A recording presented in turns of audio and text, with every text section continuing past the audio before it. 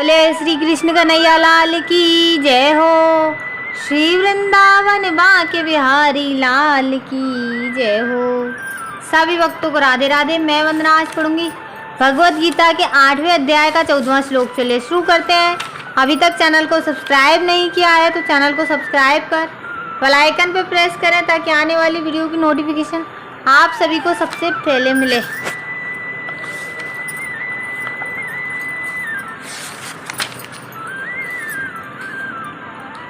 अनन्य चेतः सततं यो माम स्मरति नित्यशः तस्याहं सुलभः पार्थ नित्ययुक्तस्य योगिना।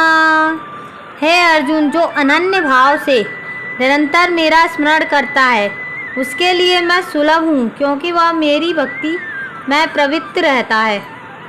इस श्लोक में उन निष्काम भक्तों द्वारा प्राप्तव्य अंतिम गंतव्य का वर्णन है जो भक्ति योग के द्वारा भगवान की सेवा करते हैं।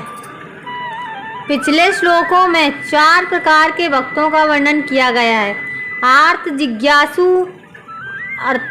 अर्थार्थी तथा ज्ञानी।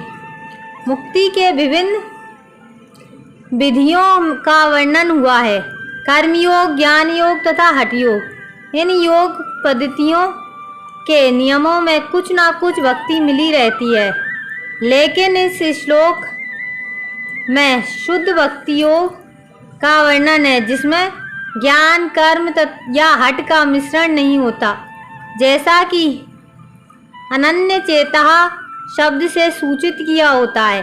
भक्ति योग में भक्त कृष्ण के अतिरिक्त और कोई इच्छा नहीं करता। शुद्ध भक्त ना तो स्वर्गलोक जाना चाहता है और ना ब्रह्म ज्योति में तादात्म्य या मोक्ष या भवबंधन से मुक्ति ही चाहता है। शुद्ध भक्त किसी भी वस्तु की इच्छा नहीं करता। चैतन्य चरितामृत में शुद्ध भक्त को निष्काम कहा गया है। उसे ही पूर्ण शांति का लाभ होता है, उन्हें नहीं जो स्वार्थ में लगे रहते हैं। एक और जहाँ ज्ञान योगी, कर्म योगी या हठ योगी का अपना अपना स्वार्थ रहता है, वहीं पूर्ण भक्त में भगवान को प्रसन्न करने के अतिरिक्त अन्य कोई इच्छा नहीं होती। अतः भगवान कहते हैं कि जो एक निष्ठ भाव से उनकी भक्ति में लगा रहता है उसे वे सरलता से प्राप्त होते हैं। शुद्ध भक्त सदैव कृष्ण के विभिन्न रूपों में से किसी एक की भक्ति में लगा रहता है। कृष्ण के अनेक स्वांश तथा अवतार हैं, यथा राम तथा नरसिंह, जिनमें से भक्त किसी एक रूप को चुनकर उसकी प्रेमा भक्ति में मन को स्थिर कर सकता है। ऐसे भक्त को अनेक समस्याओं का सामना नहीं करना पड़ता जो अन्य योग के अभ्यासकर्ताओं को झेलनी पड़ती है। भक्ति योग अत्यंत सरल, शुद्ध तथा सुगम है। इसका शुभारंभ हरे कृष्ण जप से किया जा सकता है। भगवान सबों पर कृपालु हैं, किंतु जैसा कि पहले कहा जा चुका है कि जो अनन्य भाव से उनकी सेवा करते हैं वे उनके ऊपर विशेष कृपालु रहते हैं। भगवान ऐसे भक्तों की सहायता अनेक प्रकार से करते हैं, जैसा कि वेदों में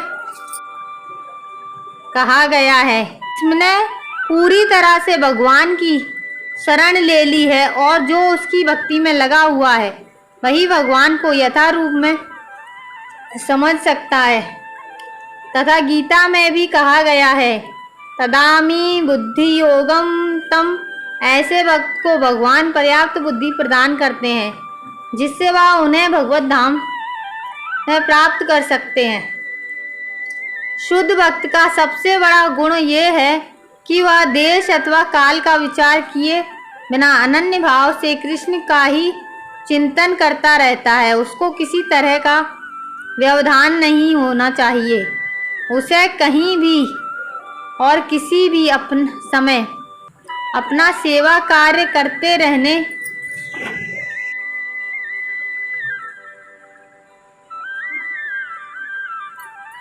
में समर्थ होना चाहिए। कुछ लोगों का कहना है कि भक्तों को वृंदावन जैसे पवित्र स्थानों में या किसी पवित्र नगर में जहाँ भगवान रह चुके हैं रहना चाहिए, किंतु शुद्ध भक्त कहीं भी रहकर अपनी भक्ति से वृंदावन जैसा वातावरण उत्पन्न कर सकता है। श्री अद्वैत ने चैतन्य महाप्रभु से कहा था, आप जहाँ भी हैं हे प्रभु वहीं वृंदावन है। जैसा कि सत्यम तथा नित्य शब्दों से सूचित होता है, शुद्ध भक्त निरंतर कृष्ण का ही स्मरण करता है और उन्हीं का ध्यान करता है। ये शुद्ध भक्त के गुण हैं जिनके लिए भगवान सहज सुलभ हैं। गीता रहस्य योग पद्धति में से भक्ति योग की ही संस्तुति करती है। सामान्यतः भक्ति योग 5 प्रकार से भक्ति में लगे रहते हैं। एक शांत भक्त जो उदासीन रहकर भक्ति में युक्त होते हैं। दूसरा दास्य भक्त जो दास के रूप में भक्ति में युक्त होते हैं। तीसरा सख्य भक्त जो सखा रूप में भक्ति में युक्त होते हैं। चौथा वात्सल्य भक्त जो माता पिता की भांति भक्ति में युक्त होते हैं। पांचवा माधुर्य भक्त जो परमेश्वर के साथ दाम्पत्य प्रेमी की भांति भक्ति में युक्त होते हैं। शुद्ध भक्त इनमें से किसी भी परमेश्वर की प्रेमा भक्ति में युक्त होता है, उन्हें कभी भी नहीं भूल पाता, जिससे भगवान उसे सरलता से प्राप्त हो जाते हैं। जिस प्रकार शुद्ध भक्त क्षण भर के लिए भी भगवान को नहीं भूलता, उसी प्रकार भगवान भी उनके शुद्ध भक्त को क्षण भर के लिए भी नहीं भूलते। हरे कृष्ण कृष्ण कृष्ण हरे हरे, हरे राम राम राम हरे हरे। इस महामंत्र के कीर्तन की कृष्ण भावना भावित विधि का यही सबसे बड़ा आशीर्वाद है। कल पढ़ेंगे 15वां श्लोक। अगर आज का वीडियो अच्छा लगा हो तो एक लाइक जरूर करें, कमेंट में राधे राधे लिखें। कल फिर मिलेंगे इसी समय इसी चैनल पर। जब तक के लिए सभी को राधे राधे। जय राम जी की।